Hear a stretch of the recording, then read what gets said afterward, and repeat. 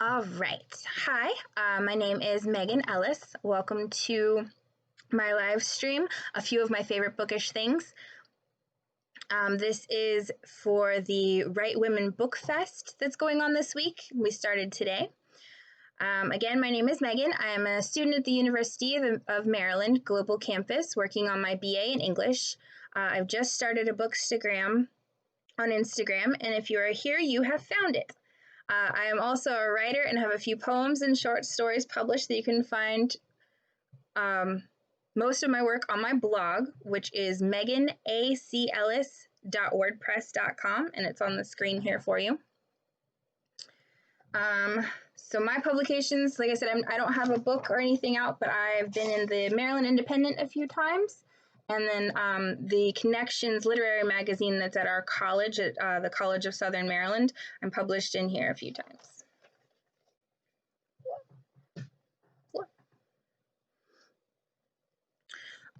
If this is your first event for the Right Women Book Fest, the Right Women Book Fest is a festival created specifically for women writers. The festival welcomes all literary organizations that are either women-run or women-inclusive. The festival is created to be diverse and welcoming to underrepresented groups. Any female and female-identifying artisans and crafters are also welcome as long as their work has to do with writing or books.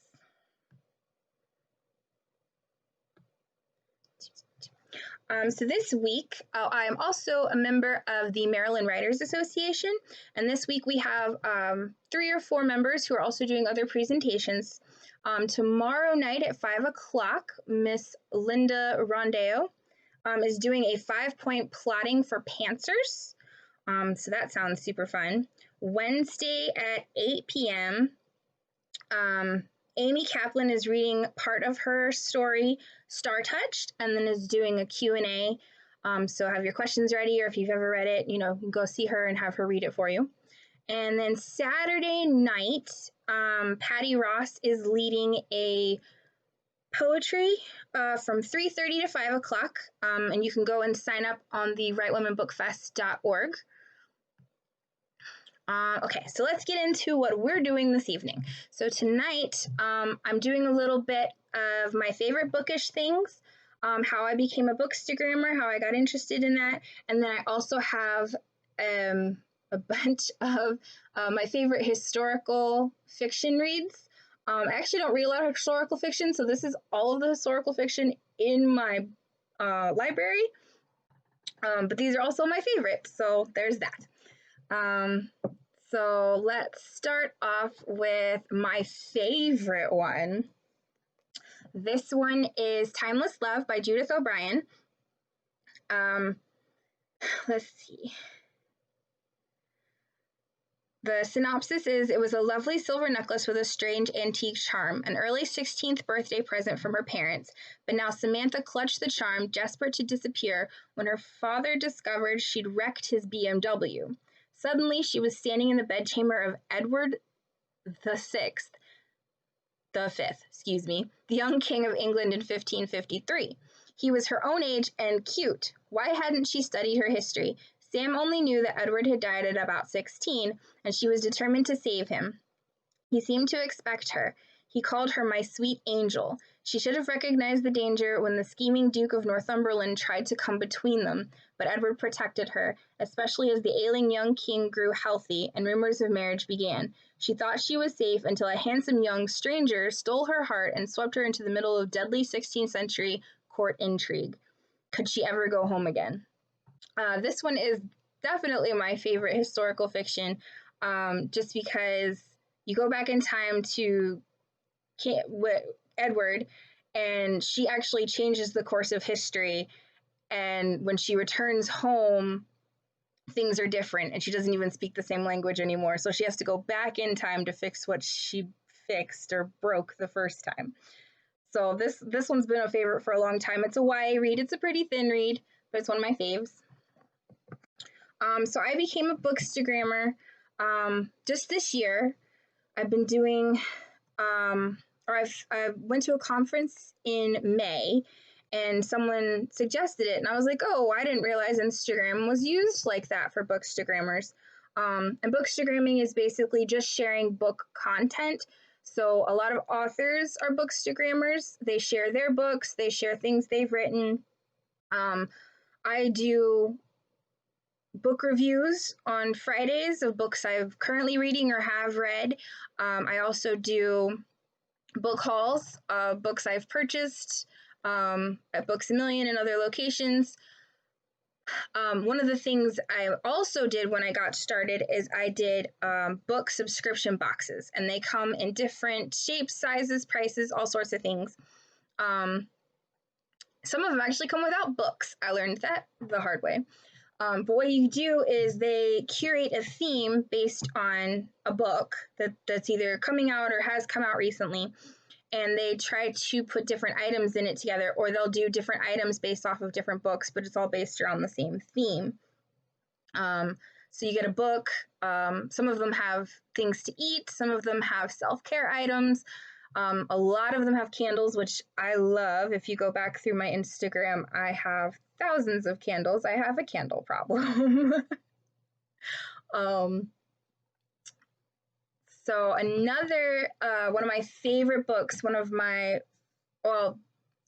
whole series is my favorite. I love this series. Is the Dear America series. I read these when I was a teenager, and this one is definitely my favorite. I think at one point I had 2 or 3 copies on accident. But I love the way these are written because they've got the journalistic style. So this one is Dear America, Hear My Sorrow. It's the diary of a shirtwaist worker in New York. She's an Italian immigrant. 14-year-old Angela Denoto and her family have arrived in New York City from their village in Italy to find themselves settled in a small tenement apartment on the Lower East Side. When her father is no longer able to work as a hod carrier, Angela must leave school and find a job in a shirtwaist factory. Despite being disappointed that she had to give up her education, Angela is proud that she is able to help her family, but soon she begins to wonder about the steep price of the American dream. Given the dangerous conditions at the factory, set against the birth of labor union movement in the early 1900s, Angela finds herself caught up in the drama and turmoil that erupts as the workers begin to strike, protesting the terrible conditions in the sweatshops. In the pages of her diary, Angela records the horror of the Triangle Factory fire, along with triumphs and sorrow of the labor movement. This one I actually purchased as research for a book I'm writing on my family who came through New York in 1902 from Italy. So that this is still historical fiction, but because it's written in the journalistic and is about daily life, it has a lot of this historical facts. That's why I use this for research. This one, like I said, is my absolute favorite. I don't read books multiple times, and I've probably read this one 2 or 3 times. But this is the Voyage of the Great Titanic, the Diary of Margaret Ann Brady from 1912.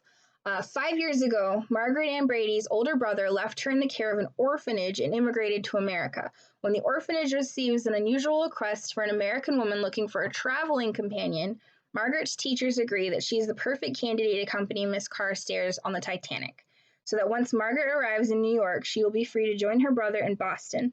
But the Titanic is destined for tragedy, and Margaret's journey is thrown into a frozen nightmare when the ship collides with an iceberg. Like I said, love this one. This one's my absolute favorite.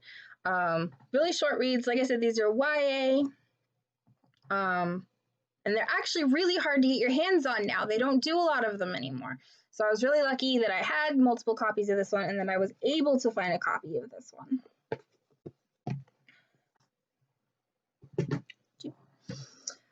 Okay, let's see. My next one.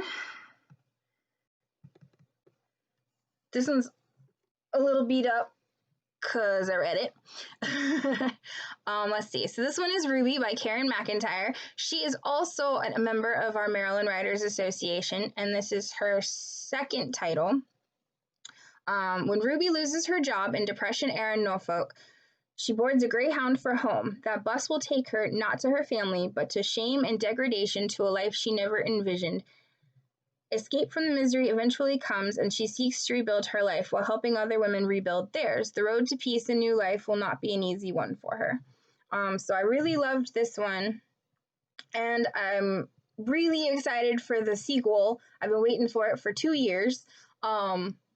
It's about one of the male characters in this one. Her stories tend to evolve from one another. So her first book, Parm's Mill, she had a side piece where the main character found a journal, which led to Ruby.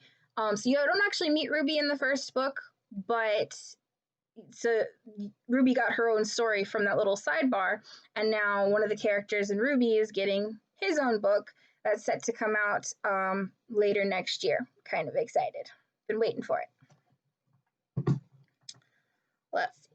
This one is a rather large read, but it's so worth it. I almost threw this book across the room at one point because it made me angry, but it's one of my favorites. It's called The Nightingale by Kristin, and it's in France, 1939, in the quiet village of Carrevaux. Vienne, their last name, it's French. I don't do French. I apologize. Mauriac says goodbye to her husband, Antoine, as he heads for the front. She doesn't believe that the Nazis will invade France, but invade they do, in droves of marching soldiers, in caravans of trucks and tanks, in planes that fill the skies and drop bombs upon the innocent. When a German captain requisitions Vienne's home, she and her daughter must live with the enemy or lose everything. Without food or money or hope, as danger escalates all around them, she is forced to make one impossible choice after another to keep her family alive. Vienne's sister, Isabelle, is a rebellious 18-year-old girl searching for purpose with all the reckless passion of youth. While thousands of Parisians march into the unknown terror of war, she meets, again, sorry for the names, Gaëtan, a Parisian who believes the French can fight the Nazis from within France, and she falls in love as only the young can, completely. But when he betrays her, Isabelle joins the resistance and never looks back, risking her life time and again to save others. With courage, grace, and powerful insight, best-selling author Kristin captures the epic panorama of World War II and eliminates an intimate part of history seldom seen. The Women's War. The Nightingale tells the story of two sisters separated by years and experience, by ideals, passion, and circumstance, each embarking on her own dangerous path towards survival, love, and freedom in German-occupied, war-torn France. Heartbreakingly beautiful novel that celebrates the resilience of human spirit and the durability of women. So this one, again, is historical fiction. These characters are not real, but what I love about this one is the Nightingale was actually a woman who led American soldiers through the mountains into Spain after they were shot down in France. So this one's really cool. It has a lot of historical reference. I love both the sisters. It's a really great read. I've given it away as Christmas gifts. I really love this one. It is a little bit thicker to read, but it's so worth the read. I love it. Okay, got two more. And then I see we've got some comments and things, so we'll do like questions and Q&A and things like that. So this one is Sarah's Key by Tatiana de Rosne. This one is set in Paris, again, July 1942. Sarah, a 10-year-old girl, is brutally arrested with her family by the French police in the French. I really love these books. I really do not speak French. In the Val d'Hiv roundup, but not before she locks her younger brother in a cupboard in the family's apartment, thinking that she will be back within a few hours to save him. Paris, May 2002.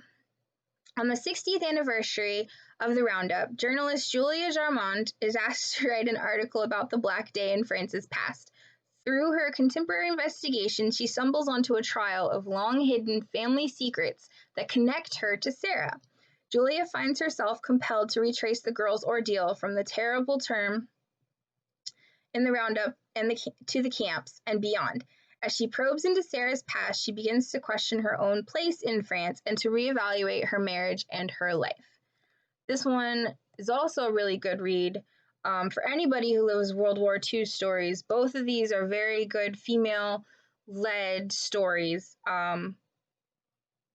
We all hear about the camps in Germany, but we don't hear a lot about the camps and things further south. So, like the French and the Italian. When I was in Italy a few years ago, we learned about the whole Jewish section of the city. And they actually have plaques where Jews were taken from their homes and sent to these internment camps. And the plaques have their name and their birth date and which camp they went to and their death date if they died in the camps, which is really cool to see. I did not realize that Nazi Germany had such a reach and was completely taken over France. But this one's also pretty cool. It's a dual story of two women, one living the story and then one finding the story. And this is actually something similar I'm writing about my family, like I said, coming over from Italy. Okay, last one, and this one's probably on most of your bookshelves. I read it years ago before the TV show, but I've also watched the TV show and I love it. So it's Outlander by Diana Gabaldon.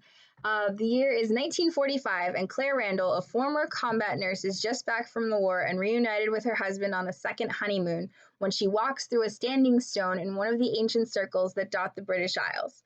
Suddenly, she is Sassenach, an outlander, in a Scotland torn by war and raiding border clans in the year of our Lord, 1743. Hurled back in time by forces she cannot understand, Claire is catapulted into the intrigues of lairds and spies that may threaten her life and shatter her heart.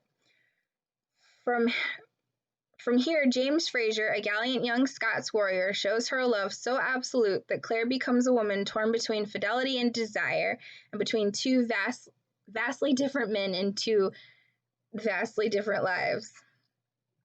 This one I really love. I've read almost the whole series. I'm waiting for the next one to come out. And again, I've watched the whole TV show. I absolutely love Claire and her character, and Jamie. Of course, you gotta love Jamie. But these are really cool. She becomes a doctor and is able to help and help the soldiers and learn new things and that kind of stuff for 1743. So this is really cool. I love the stuff that goes back in time, and there's all sorts of different stories. They make it to the Americas and they get to meet the Native Americans, and so there's all sorts of different characters, and Jamie's family is full of fun characters. So this is why it's one of my favorite reads. It's got so many different facets, and I love this one. Okay, so that is literally my entire historical fiction shelf. That's all I've got. But they're all my favorites. Like, I love all of them. I haven't found one historical romance or historical fiction that I would say that I truly didn't like or was completely off of history. Like I said, I've learned a lot from some of them. Again, you also have to watch what you read because it's not historically correct or may not be historically completely accurate, but most of them I find are, or I will, like with Outlander, I actually ended up Googling like Body Prince Charles and the Jacobite Rebellion, and I didn't know a lot about that, and so I've learned a lot about that from reading these books. But let's do a little bit more about like Bookstagram. And my favorite bookish things. I'm not a big bookmarks girl, although I have now amassed a decent collection of bookmarks.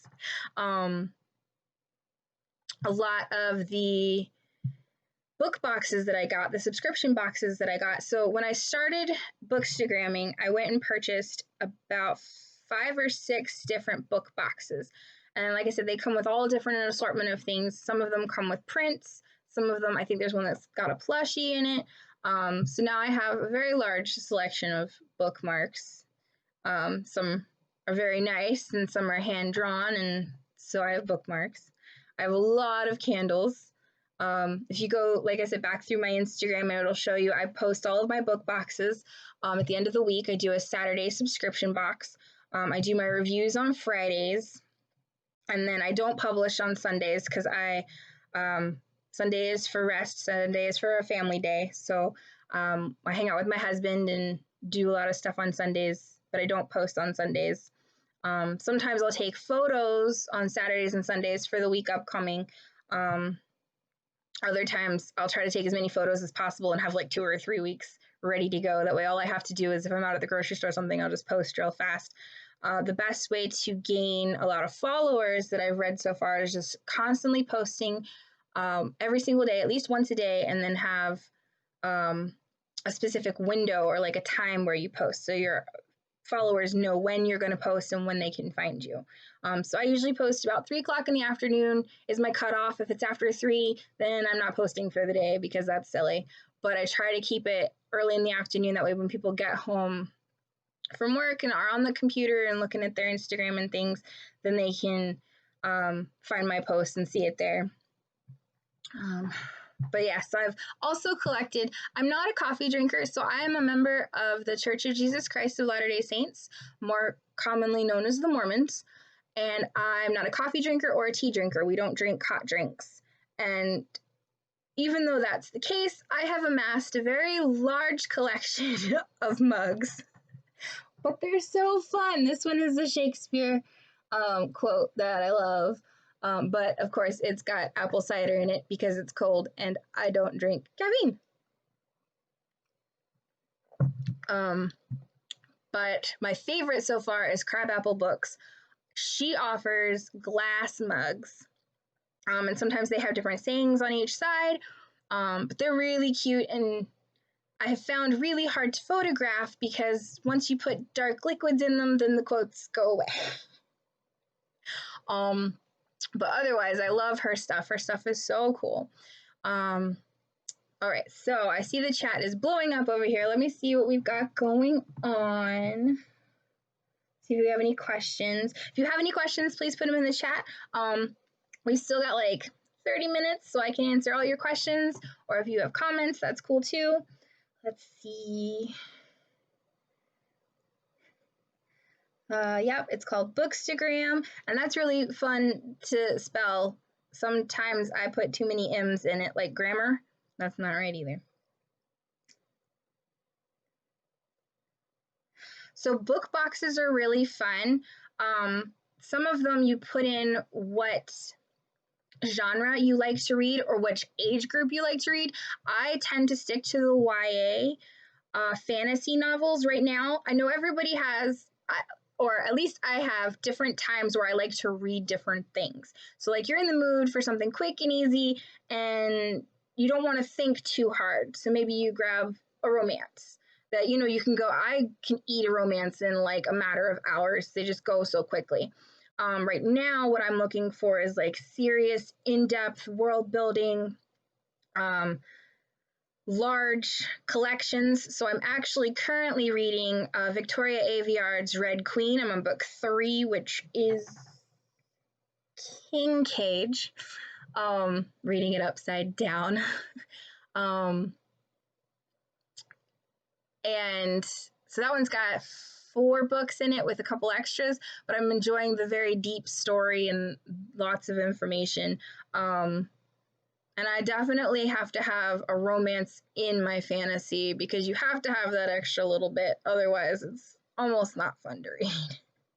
But with the book subscription boxes, you can tell them what you want to read or pick the different genres. The box I got today is called Totally Booked Crate.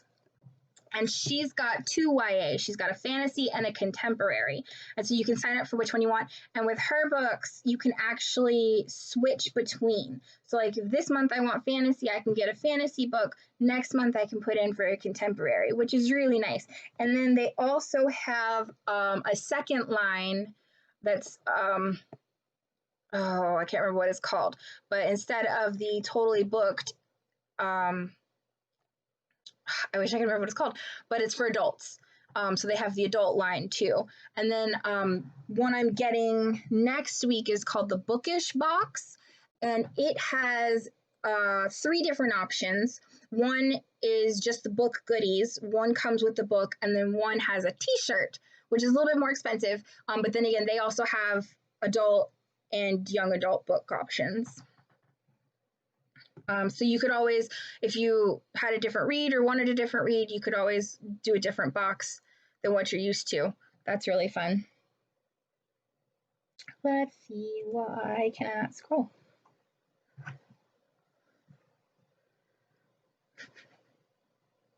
Yes, Jamie is worth falling in love with.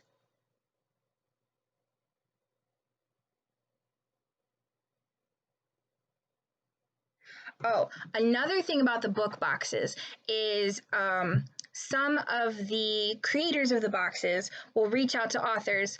I just got one. If you go back through my stories, which I can't do right now, the Ghost Wood song, one of those, unfortunately, 3 of the boxes that I got all had the same book in them. So I had 3 boxes with 3 separate themes from 3 different companies that had great items, but all had the same book. But one of them actually worked with the author. I think it was the Totally Booked crate. Now that I think about it, worked with the author, and there was a charm bracelet that had a specific colored charm on it that the author helped curate. And a lot of the books come either signed or with book plates, or most of them have letters from the author. And so the curators of the boxes will actually reach out to authors to work with them to build things for their box, or to put a book in, or a lot of authors can reach out to the book boxes also. So that's kind of cool how they're working together with the authors. And so I have a whole shelf of signed books where unfortunately I didn't meet the authors, which is usually the whole point, but they're pretty cool. Like I got Midnight Sun from Stephanie Meyer autographed from the Spearcraft box last month. Yep, that one just went up last month. So that's pretty cool. I've never met Stephanie Meyer, but I've read all the Twilight series, love her stuff. And so the fact that she was able to do that with the box is pretty cool. Another one of the Bookish retailers that I use, she's called Bookish Signs. She does a lot of signs. Like if you look here, over here behind my head, there's a shelfie.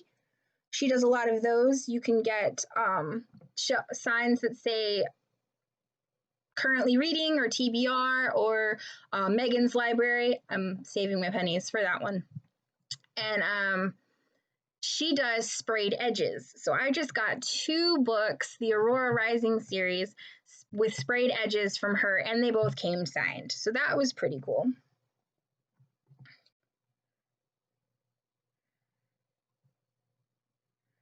Okay, so question is, what ways can authors be involved and engage with your bookstagram? So with my bookstagram, it's just to follow on my Instagram. So I post, like I said, every single day. And as long as you're following my Instagram, it'll pop up in your feed and it'll show you my photo for the day. You can usually, a bookstagram post will either have a quote or a question or a comment of the day. That's a lot of the engagement, is you can go in and answer the question or talk about the quote, or I think one of the bookstagrammers that I follow just did, who is your favorite villain? Well, there's who's your favorite villain, and then who's your favorite kiss, or what's your favorite kiss? Those are really fun. So it's kind of fun to engage and interact that way. And I found a whole new world of people who do bookstagram. One woman who I'm ordered hers, they're called Mugsies. I don't know how she makes them, but it's like a cream whip with there's different ones. There's like cookies and cream, so it's got Oreos in it, and one of them is s'mores, so it's got like marshmallows and chocolate, but they just sit on your mug, and so when you take photos, it looks like you're drinking this really awesome frothy when the mug is empty. and I love it. And she's got them themed for different books. I'm getting one for A Court of Thorns and Roses very soon. She has to make them, so I have to wait. And then of course shipping is awful. But those make your photos fun. You also want to have a theme for your photos. So if you look at all of mine, they have the same filter on them. So that way all of my, like if you open my page, everything looks very cohesive, everything's all put together, and that helps your brand a little bit. If you look at some of the author pages, they do a lot of promoting through their bookstagrams, where they promote their book or books similar. Veronica Roth, almost said Veronica Mars, that's not right. Veronica Roth, who did the Divergent series, just had her new book, The Chosen Ones, come out earlier this year. She does a weekly recap of all the books that came out or that she's read for the week. And so she'll have in her stories like 5 or 6 different books that came out during the week that she promotes. Yeah, so there's a lot of people who are actually doing the sprayed edges on their books, and I love it. So that's another thing is, so Bookstagram is very aesthetic visually. So like my bookshelves, if you look, I know you can only see the one, are rainbow color coded. So these are all my green and blue books. And then the rainbow continues off both sides of my library. So they do the sprayed edges, which are super cool. And some of the book boxes actually come with stenciled edges. So I've seen ones with like little wolves or little hearts stenciled along the edges, which are really cool, make your library look really awesome. I'm hoping to get some more of those in the future, but they do come with some of the book boxes. I just signed up for the Fairy Loot box, which is really hard to get into. You actually have to sign up on their waiting list, and then they send you an email when it's open, and you can go in and either purchase 1, 3, or 6 months, depending on which subscription has been opened. Mine's a 1 month right now, so I'm hoping to keep it for a little while, and then some of the book boxes, like I said, unfortunately, I did 5 at one time, and 3 of them had the same book. And then the next month, 2 of them had the same book. So my sisters are getting a lot of free books because I keep calling them and I'm like, hey, have you read this? Do you want to read this? Who wants it? And I'm shipping them off to Atlanta and Japan, and I'm like, here guys, I have 4 copies. Please take one. So my sisters are getting also to read some of these really great reads. So I've turned off a couple of the subscriptions, and with a lot of them, you can also skip. So like if you don't like the September box, you can skip it. Now, if you do, I did a 3-month subscription because it's cheaper. They like discount each box a couple dollars if you do the 3 or 6 or 12-month subscriptions. And so if you do the 3-month subscription, if you hit skip, you actually skip 3 months. You'll skip a whole section and then come back. So I didn't want to do the skip. I just went ahead and canceled my subscription, but you get an account and you can go back in and set it up the same way, or do a 1 month or a 6 month later on if you wanted to. So I've just turned off 3 or 4 of them, but I opened up 2 new ones to kind of see what they've got in them. And sometimes the things they have in them are kind of strange, or like one box I was paying almost $20 more than another box, and the more expensive box only had 3 items in it, where the cheaper box had like 7 or 8 items in them. So that's a thing too I was like, well, why am I paying more for less? This is actually my last of the Totally Booked crate. This is the 3rd one that I got from them. I really like her. She's actually a single mom, and so her daughters help her out putting the boxes and stuff together. But that box just wasn't for me. And then, like I said, I found some boxes that didn't even have books in them, which was silly.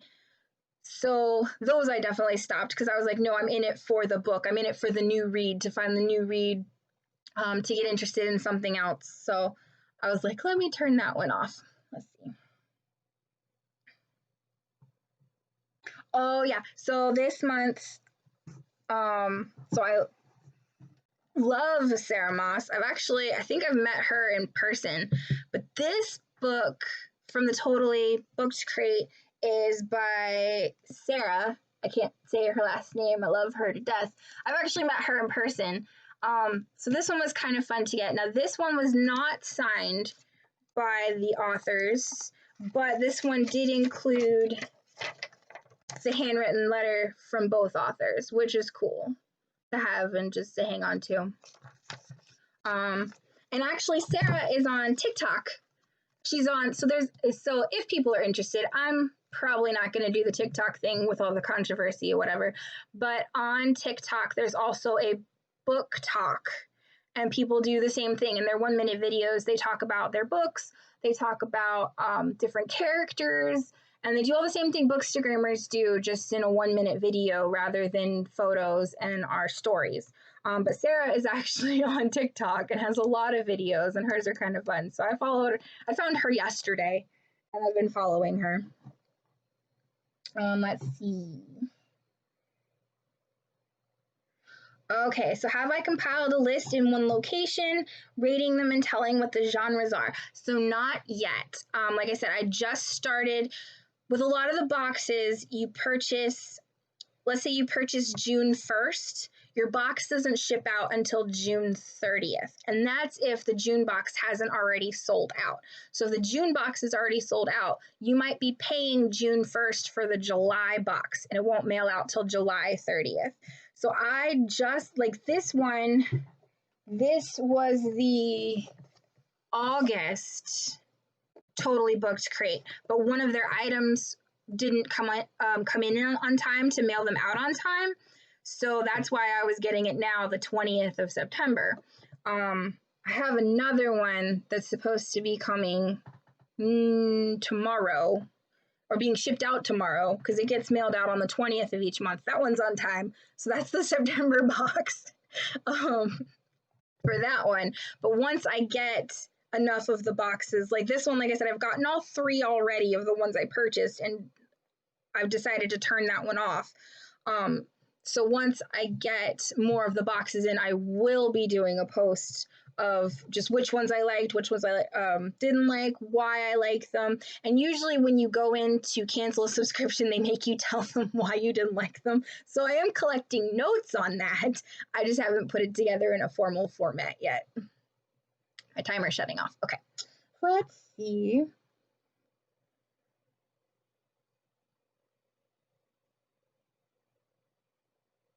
Cool. So I actually haven't done the fairy tale box. I wanted to, just because I'm a fantasy writer and I do love fairy tales and folklore. Actually, one of the books I'm working on is superstitions. She, like Alice in Wonderland, she falls into a world where all superstitions are real. So basically, you step on a crack, you break your mother's back, or if you don't eat an apple a day, you actually get really, really sick and have to pay the doctors. And so the doctors are actually like the villains in this particular story. So I've been collecting all sorts of superstition books and fairy tale and folklore. When I travel to different countries, I actually try to find their stories, their folklore, their fairy tales, and bring that home with me. So I have one from Japan, I have 1 or 2 from Italy, because I really love Italy, and I have one from our trip to Paris. Is that everything? I think I have one from Scotland too, because I was in Scotland last year. I don't remember if I picked one up or not. It was a very strange trip. But so I like to read their folklore and read their stories and kind of get what they've got going on. I posted a post today of some books I picked up at Books A Million, just right down the street, that are all folklore, fantasy, mythology, all of that fun stuff. So I definitely want to try the fairy tale box. I just haven't yet. That'll probably be something I pick up next year, because they are kind of expensive. I mean, you buy, let's see, 3 months at a time per box is usually about $80 to $120, depending on the box and depending on how many things they offer. One of the boxes offered like 10 curated items, so that one's a little bit more expensive. Also have to wait for that one a little bit more, because there's the one that's getting shipped out this week. 2 of their items are stuck in customs because they're coming from other countries, and so they have to wait for their items to get there and put the boxes together before they can ship them out to everybody. And with the way that the UPS and mail system and the whole virus that will not be named is going on right now, a lot of their shipping is a little bit slower.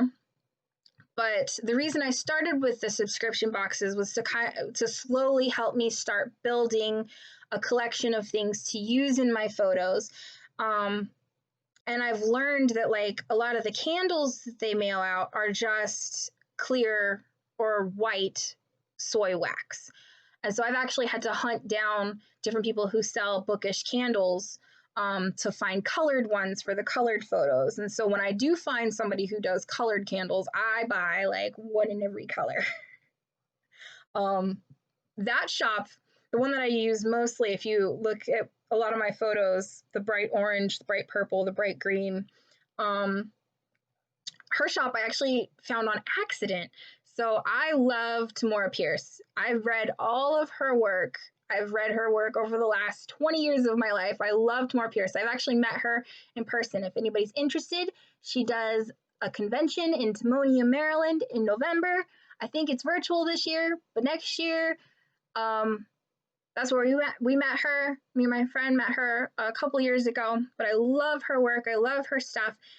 And they actually made candles based off her characters, and they were like these bright, dark colors. So I was like, well, I'm now shopping at your shop exclusively, because I like it makes your pictures pop and have a lot of mine are a little dark. I tend to use a lot of dark colors. And have the dark filter. So having that color pop definitely brings my photos out and makes them a little different. A lot of other fantasy writers, if you go through and look at people like who I follow, like Candace, hers are very whimsical and bright blues and purples and pastels, and that's just not me. But that's her style. And so, like I said, with the filters and making all of your photos look the same, it's cohesive and it gives you a branding on your Bookstagram. So if you go over and look at her page, it's very whimsical, very mermaid, very blues and purples, whereas mine is a little bit darker. And then Bookish Marie, who is an Irish Bookstagrammer, who I also follow and love, is very goth, very dark. She has skulls and candles and ravens and bloody knives, and she does a lot of horror books. And so you can also kind of tell a bookstagrammer's genre by their photos. So I'm still in the process of working my dragons and fairies and folklore into some of mine, but I think I've got some mermaids in there that you guys can check out. Those are kind of cool. Oh, the convention in Timonium is called Chessicon. It's Chessicon. It used to be called Zimmerman Bradley. What was that series? I'm drawing a blank. I'm sorry. But it changed its name a few years ago because they lost the rights to the book series. Marion Zimmerman Bradley writes, but I cannot think of what it's called right in a second. So they called it Chessicon. Like I said, it's in November. It's the weekend of Thanksgiving, which is really cool because they do a big Thanksgiving dinner. And so we're all able to like get dressed up in our cosplay and go to this big Thanksgiving dinner. And it kind of feels like Lord of the Rings where everybody's gathered around the table.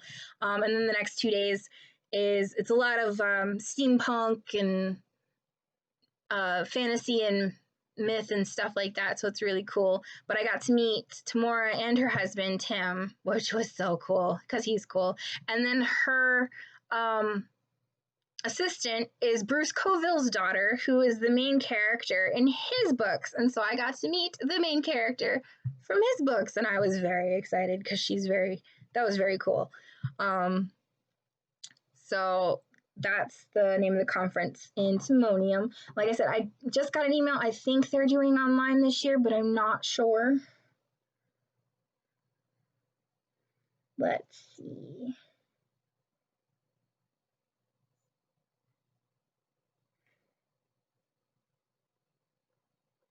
But yeah, so if an author is interested in getting their books in the boxes, they can contact the different box companies.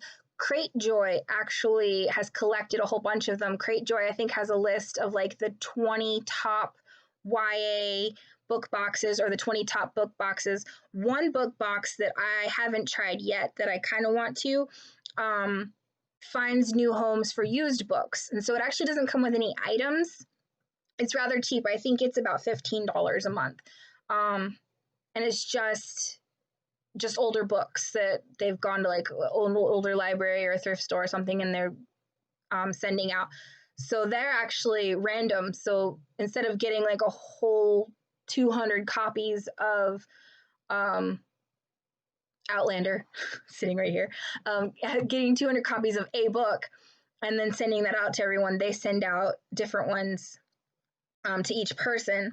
Another book experience that I have found that I absolutely love is called TBR, and it's a book recommendation. So like all of these different companies that do the clothing for like the personal shoppers for clothing, like Stitch Fix and ThreadUp, that kind of thing. This company does that with books. So you go in and you fill out, it's like 15 or 16 questions, what you've loved reading, who you've read, what you've read. You give them your Goodreads account. You tell them what you don't want to read, what you don't want to see in your literature.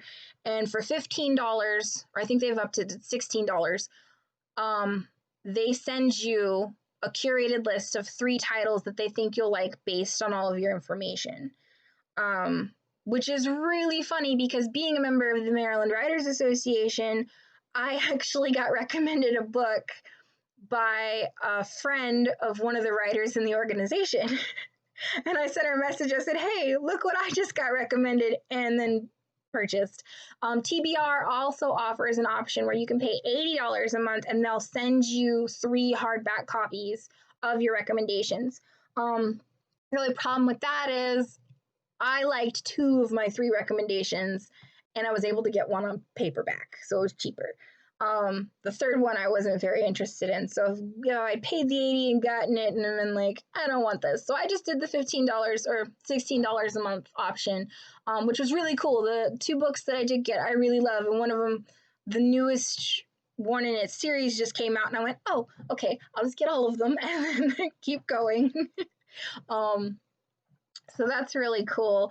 And they go through I think it's every 3 months, you get charged the $16 and they send you 3 titles, and you can go in and change what you've read or what you want to read. Like I said, if you're in a mood for a romance, you can go in and put romance instead of fantasy, or if you're in the mood for historical or contemporary, you can go and put that in. But they also, like I said, follow your Goodreads, and you can send them other links. So like I sent them my blog link to my review page so they can see all the reviews I've already done.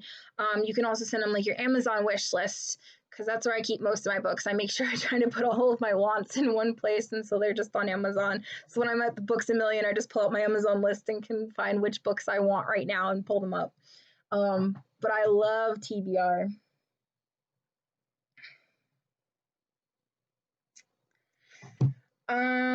Okay, this question says, before the pandemic, how many book cons would you attend each year, and how did you choose? So last year, and some of my MWA friends who are in here can tell you, I went to 7 different conventions. This year, I think it's even more, just because everything's been online and I can do it right here from my desk. But I am a writer, so a lot of them are also writer conventions, which also stinks because I buy all of my writer friends' books. So some of them, like there's a writing convention in Utah that's for mainly geared towards LDS writers. You don't have to be LDS to go. It's open to everybody, but it's mainly towards LDS writers. And it's called Storymakers. And when I heard about it, I was like, well, I'm not published yet, and this would be a great niche to get into. So I wanted to go. So that one was a little expensive because I did have to travel cross country. And so, then I came home and went to Scotland. So it was a very busy month, very expensive month. But after that, it just depends on what they offer. There's one convention in October. I'm drawing a blank on the title. I will have to find it and post it because I can't remember. but it's based on a lot of like horror and dark fantasy that I heard about from someone who went to the Bay to Ocean for the Eastern Shore Writers Association, which I'm also a part of. I'm also an Eastern Shore. I'm mostly a Maryland Writers Association just because I have actual jobs at the Maryland Writers Association. I'm the programs chair. And I'm also the secretary, social media director, and treasurer for my local Charles County chapter. So I go to ESWA's convention. I go to the Maryland Writers Convention just because I'm also on the convention committee and do like the bookstore and name tags and stuff over there too. So it just depends on what they're offering. I've actually, like this year, we were going to do the Maryland Writers Association conference, and I actually didn't want to attend any of the classes. I think that maybe like one, so I offered more volunteer time just because that one's more on craft, and I've pretty much like upped my craft game pretty far. But with conventions, it just depends on what they offer, what the prices are. And actually, I can find book people anywhere. So we do Awesome Con every year. Awesome Con is in DC, usually late April, early May. This year they have canceled. But at Awesome Con, that's where I met Sarah. They did a women write panel. There were 3 women, and I'm drawing a blank on the other 2 women. But that was Sarah's panel. I've also that's actually where I got my writing boost, was we sat through a panel with James Fry, who wrote Endgame, which was a book that he worked on with mathematicians to have puzzles and things inside of it. And whoever figured out the puzzles won $500,000 in cash. I learned about the book in April or May at the conference, and then by October, somebody had found the prize. And I was like, well, I'm still going to read it, but darn. But I figured if somebody could incorporate real world consequences into their fantasy like that, I could write a fantasy novel. You know, it couldn't be that hard. That was 5 years ago. Not published yet. So it is that hard. So if you want to become a member of the Maryland Writers Association, you can check out our website, marylandwriters.org. And everything's right there. You can join on the front page. I believe it's the front page, or there's like a tab for members. Yeah, I think there's like a login this side. So this side for you guys. On the left-hand side is 40, I don't know, my dues are automatic. I think it's $45 a year. And all the chapters are also listed at the top, so you can find your local chapter. Right now we're doing all of our meetings on Zoom, so you can actually attend any chapter in the organization. Most people just tend to stick to their chapter because, like, I don't want to drive 2 hours to Columbia once a month for a meeting. But now that everything's online, I can go to the Howard County, I can go to the Frederick County. We have a North and South Baltimore. We just opened a new chapter down in the St. Mary's Calvert area. But yeah, so if you just go onto the website, you can go on there, or if you just want to attend a meeting, you can go on into the calendar and see the meetings. Your first meeting is free, and then after that, each meeting is $5 if you're not a member. But if you pay the member fee, you get the whole year. We're also doing a web series right now because of the pandemic, so you can go on and do the web series for free, or I think some of the web series has been offered to non-members for a small fee, like $10 or $15. But yeah, so you can go on to marylandwriters.org and do that. Let's see. Oh. Thanks for posting that. Okay, so we only got a few more minutes. Does anybody have any more questions for me?